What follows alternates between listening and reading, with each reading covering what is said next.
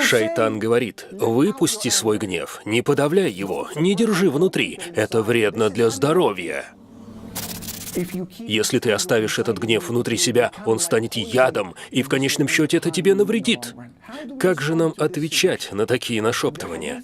Хадисом от пророка, саллаллаху алейхи вассалям, как передается в сборнике Ахмада со слов Ибн Аббаса: وما من جرعة أحب إلى الله من جرعة غيظ يكظمها عبد لله وما كظمها لله إلا ملأ جوفه إيمانا. الله أكبر.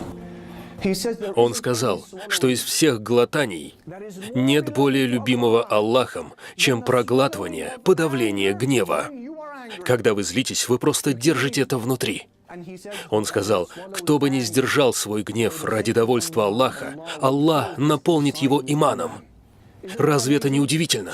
Шайтан говорит: подавление гнева наполнит тебя ядом. Пророк же, саллаллаху алейхи вассалям, говорит: подавление гнева наполнит тебя иманом.